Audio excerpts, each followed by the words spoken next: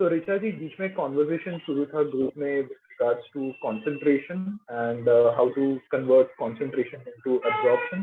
हमने ये भी clear कर दिया था कि meditation is not concentration. So मेरा प्रश्न ये है कि इस समय पे मुझे concepts like पूर्णता, ब्रह्मन ये सब नहीं समझ में आता है, या absorption ठीक है, कभी कभार I have moments of absorption, but what I understand right now is concentration. मैं किसी भी काम पे कुछ भी करते समय मैं अभी कॉन्सेंट्रेट कर सकता हूँ and I can work on improving my concentration. तो इज देयर अ पॉसिबिलिटी कि इफ आई प्रति क्षण में यदि ये हर काम में कॉन्सेंट्रेशन करने की भावना को जारी रखता हूँ तो ये कॉन्सेंट्रेशन ही एब्जॉर्प्शन बन जाएगा, और ये एब्जॉर्प्शन ही जो उपनिषद में पूर्णता, ब्रह्म, ये सब कहाँ जा रहा है इस तक मुझे ले जाएगा. Is there a possibility like this? Rohit, शुरुआत तो कंसंट्रेशन से होगी, बिल्कुल होगी. जो हम जब हम शुरू करेंगे पतंजलि तो उसमें भी हम देखेंगे कि शम दम का बड़ा महत्व है. शंकराचार्य ने भी और उपनिषदों में भी षट संपत की बात की गई है, जिसमें यही है शम दम उपरति तितिक्षा समाधान, श्रद्धा समाधान. तो शम दम का महत्व इसीलिए है क्योंकि मन जो है ना वो भागता रहता है, मन सब दिशाओं में भाग रहा है. तो जो हमारे यहाँ जो जप की प्रक्रिया है कि या मंत्रोच्चारण की प्रक्रिया है, वो सिर्फ इसीलिए है कि मन जो अभी इतनी दिशाओं में भाग रहा है, पहले इसको एक ही चीज पकड़ाओ कि 10 दिशाओं में ना भागे, यहीं भी भागे. कि भाई तुम जब भी दुखी हो तुम राम राम की माला जपने लगो. Take this mala and start doing it whenever you. The only challenge is आप जब दुखी हो तो आपको ये याद रहना चाहिए कि आपके पास एक माला और आप ये जपो. हम दुख में इतने दुखी हो जाएंगे कि हमको वो याद ही नहीं रहेगा.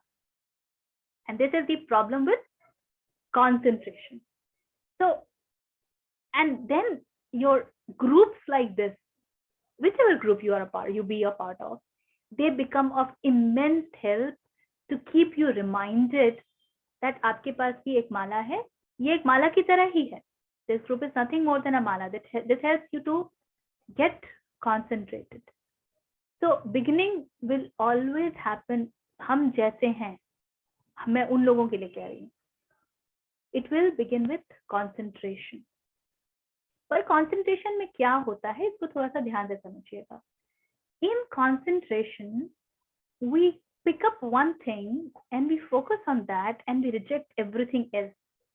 मुझे इस समय पढ़ना है तो मुझे इस समय टीवी नहीं देखना है, मुझे इस समय मोबाइल नहीं देखना है, मुझे इस समय दोस्तों से बात नहीं करनी है, मुझे इस समय खाना नहीं खाना है, मुझे इस समय नहीं सोना है, etc. etc. So concentration is always dependent on rejection of many things. Immersion is based on acknowledgement of everything. Whatever I do, I be with it fully. और उसमें negation का भाव नहीं होता है, क्योंकि concentration में आपको ये ध्यान रखना पड़ता है कि मुझे क्या नहीं करना है. In absorption, in immersion, वो चीज आपके लिए exist ही नहीं करेगी. आप ध्यान क्या करोगे? When you are absorbed in mathematics, you will forget eating. Have you not seen scientists being so absorbed that for days they do not come out of their lab? Have you not heard of them? Correct. So musicians also. Yes. Yeah.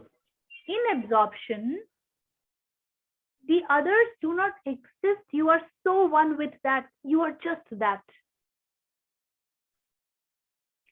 So concentration will not turn into absorption if the effort of rejection is continued. And this is where one will have to stop about concentration to acknowledge everything has to exist and I have to be one in this only. So irrespective of the fact that what is happening around me, I am still. irrespective of the fact that the barat is going, or people are shouting, or some rally is going, or people are putting up loud music, or it is a marketplace, deep within, I am still. I am not being shaken up, irrespective of the fact that I get a very good news that, hey, you have been chosen at such place, such place, such place.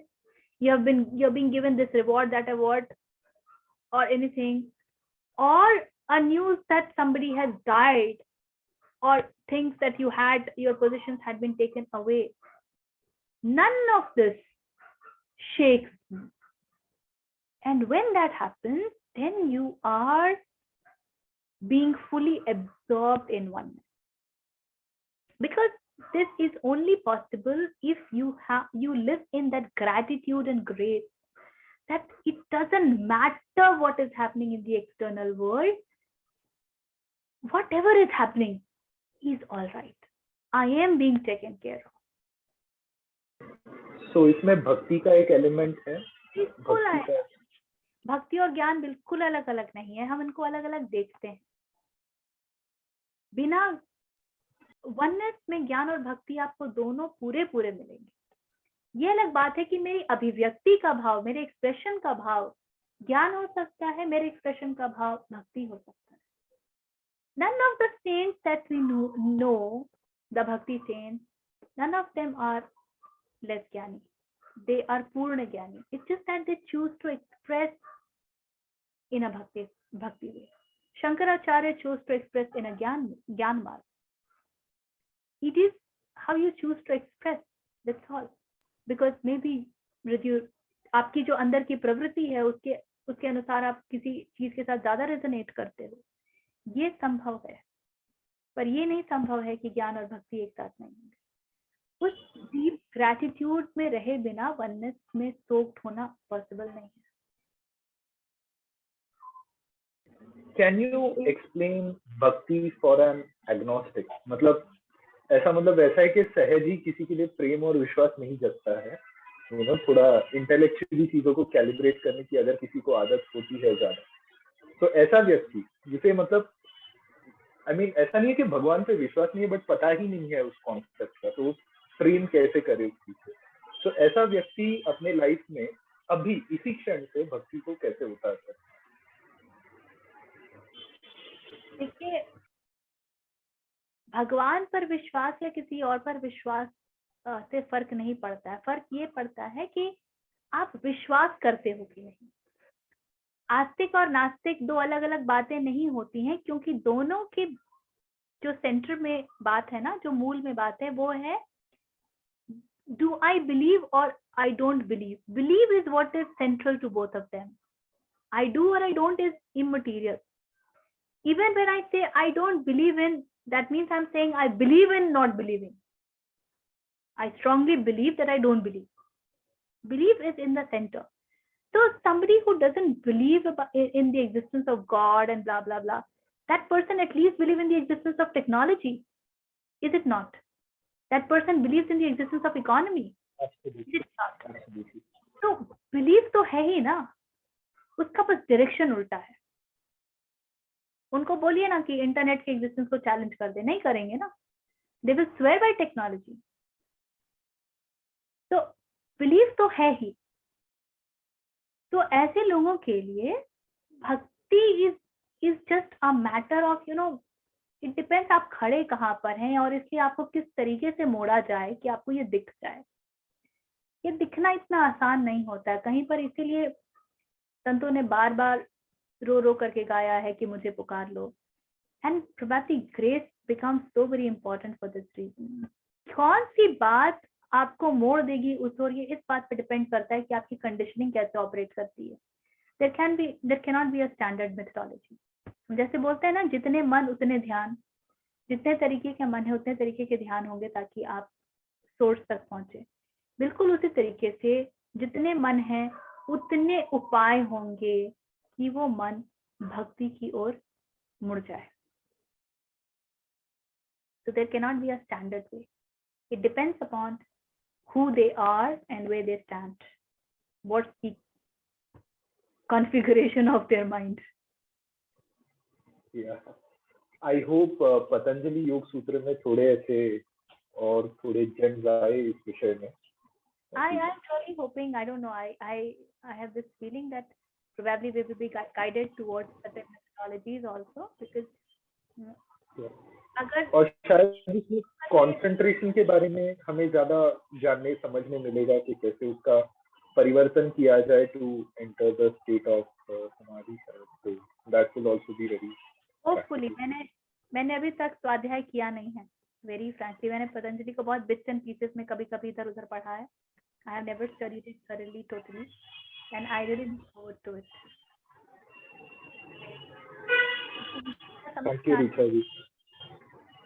Patanjali हम लोगों के लिए बड़े काम की चीज है, क्योंकि हम लोग बड़े डूअर्स है ना, करने में बड़ा विश्वास रखते हैं. और एब्सोल्युटली शुरुआत की उनकी बातें हैं वो करने पर ही है. जो अष्टांग योग के शुरू की बातें हैं, यम नियम वगैरह, तो यम नियम तो करना ही पड़ता है. और फिर वो आगे जाके कैसे ध्यान में परिवर्तित हो जाता है, ये बड़ी देखने वाली बात होगी. So even I am looking forward to discover all that.